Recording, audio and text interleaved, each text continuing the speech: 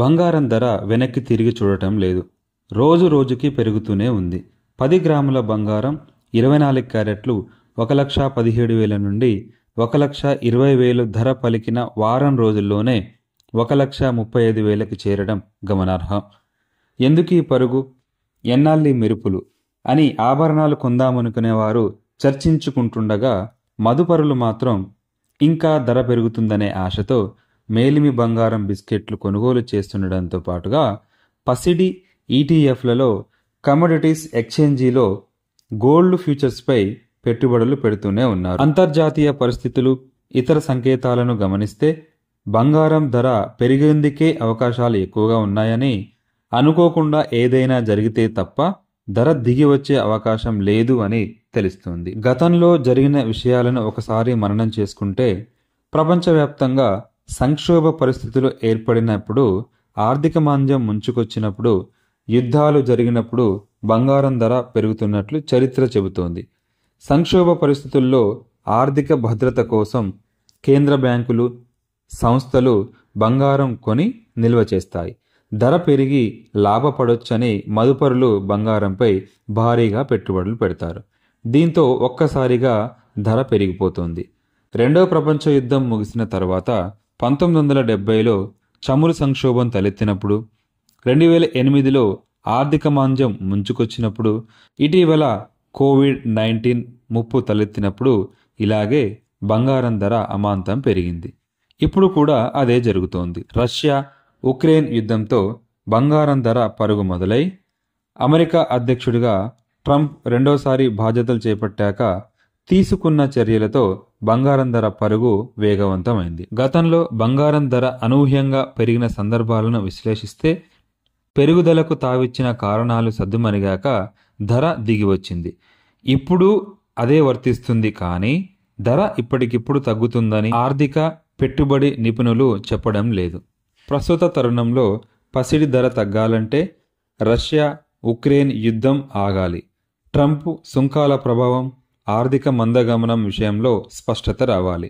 అలాగే డాలర్ కూడా బలపడాలి. వడ్డీ రేట్లు పెరగాలి. దీంతో పాటుగా ద్రవ్యోల్బణం కూడా తగ్గాల్సిన అవసరం అనేది ఉంది. కేంద్ర బ్యాంకులు బంగారాన్ని కొనడం తగ్గించాలని నిపుణులు పేర్కొంటున్నారు. ఔన్సు బంగారం ధర గత 7 నెలల్లో $1,000 పెరిగింది. అంతే వేగంగా ధర పతనం అయ్యే అవకాశాలు చాలా తక్కువగా ఉన్నాయి. అలాగే బంగారం ధర పెరుగుదలలో డీ డాలరైజేషన్ పాత్ర కూడా చాలా ఉంది. డీ డాలరైజేషన్ థీమ్ ప్రాచుర్యం పొందడము పసిడి ధరల పెరుగుదలకు ఒక కారణంగా ఉంది. అంతర్జాతీయ వాణిజ్య కరెన్సీగా డాలర్ స్థానంలో సొంత కరెన్సీలను ప్రోత్సహించడానికి వివిధ దేశాలు ప్రయత్నించడాన్ని డీ డాలరైజేషన్గా పరిగణిస్తున్నారు. ఈ విధానం అమలుకు చైనా, రష్యా తీవ్రంగా ప్రయత్నిస్తున్నాయి. ట్రంప్ అనుసరిస్తున్న వాణిజ్య విధానాలు, విధిస్తున్న సుంకాలతో అమెరికా ఆర్థిక వ్యవస్థ ప్రస్థానంపై సందేహాలు తలెత్తుతున్నాయి. దీంతో పలు దేశాలు డాలర్ బాండ్లలో పెట్టుబడులు తగ్గించి బంగారం నిల్వలు పెంచుకుంటున్నాయి. ఇటీవల వివిధ కేంద్ర బ్యాంకులు బంగారం కొనుగోళ్లు అధికం చేయడానికి ఇదే ప్రధాన కారణం. మదుపర్లు డిజిటల్ పద్ధతుల్లో పెట్టుబడులు పెడుతున్నందున బంగారానికి అనూహ్య గిరాకీ ఏర్పడి ధర పరుగు తీస్తోంది. ప్రపంచవ్యాప్తంగా 1932 నుండి 2025 వరకు పుత్తడి ధర భగ్గుమన్న సందర్భాలు, అందుకు గల కారణాలను ఒకసారి విశ్లేషిద్దాం. 1932 సంవత్సరంలో గ్రేట్ డిప్రెషన్ వల్ల అమెరికాలో బ్యాంకులు, స్టాక్ మార్కెట్లు కుప్పకూలి కర్మాగారాలు మూతపడ్డాయి. ప్రపంచమంతా దీని ప్రభావం కనిపించింది. అప్పుడే బంగారంపై అందరికీ ఆసక్తి పెరిగి కొనుగోలు శక్తి పెరగడంతో బంగారం ధర అనేది పెరిగింది. అలాగే 1945లో బంగారం రేటు పెరగడానికి ప్రధాన కారణము రెండో ప్రపంచ యుద్ధం. ఔన్సు బంగారం ధర 1939లో $34.42 ఉండగా 45లో $35 పలికింది. అన్ని దేశాల కరెన్సీ విలువలు పతనమయ్యాయి. వివిధ దేశాల కేంద్ర బ్యాంకులు బంగారం నిల్వలు పోగేయటం ప్రారంభించడంతో బంగారం ధర పెరిగింది. అలాగే 1971లో నాటి అమెరికా అధ్యక్షుడు రిచర్డ్ నిక్సన్ బ్రెటన్ వుడ్స్ సిస్టమ్ను రద్దు చేశారు.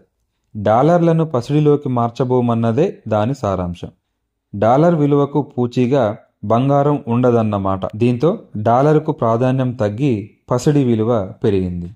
అలాగే 1980లో చమురు షాకు, సంక్షోభం, ద్రవ్యోల్బణం, యుఎస్ఎస్ఆర్ ఆఫ్ఘనిస్తాన్ యుద్ధం వల్ల బంగారంపైకి అందరి దృష్టి మళ్ళీ ధర పెరిగింది. ఇక 2011లో ధర పెరగడానికి కారణాలను విశ్లేషిస్తే 2008లో లేమ్యాన్ బ్రదర్స్ దివాలాతో మొదలైన ప్రపంచ ఆర్థిక సంక్షోభం 2011 వరకు కొనసాగింది. అదే సమయంలో ఐరోపా దేశాలు అప్పుల పాలయ్యాయి. ఆ తరుణంలో సురక్షిత పెట్టుబడి సాధనంగా భావించే బంగారం కొనుగోలు పెరిగి ధర అనేది హెచ్చించింది. ఇక 2020లో కోవిడ్-19 ముప్పు ప్రపంచాన్ని అతలాకుతలం చేసింది. ఎన్నో దేశాలు ఆర్థికంగా కుంగిపోయాయి. ప్రభుత్వాలు భారీగా ఉద్దీపన చర్యలు చేపట్టాయి. దీంతో ద్రవ్యోల్బణం పెరిగి మళ్ళీ బంగారం ధరకు రెక్కలు అనేవి రావటం జరిగింది. అలాగే 2025 సంవత్సరంలో రష్యా ఉక్రెయిన్ యుద్ధంతో బంగారం ధర పెరగటం మొదలైంది. ద్రవ్యోల్బణం అనేది హెచ్చించింది. పలు దేశాల కరెన్సీల విలువలు క్షీణించాయి. అమెరికా అధ్యక్షుడిగా రెండో దఫా బాధ్యతలు చేపట్టిన ట్రంప్ తీవ్ర స్థాయిలో సుంకాల యుద్ధానికి తెరతీశారు.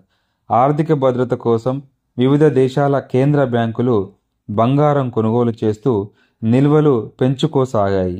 దీంతో బంగారం ధర అందనంత ఎత్తుకు చేరుతోంది.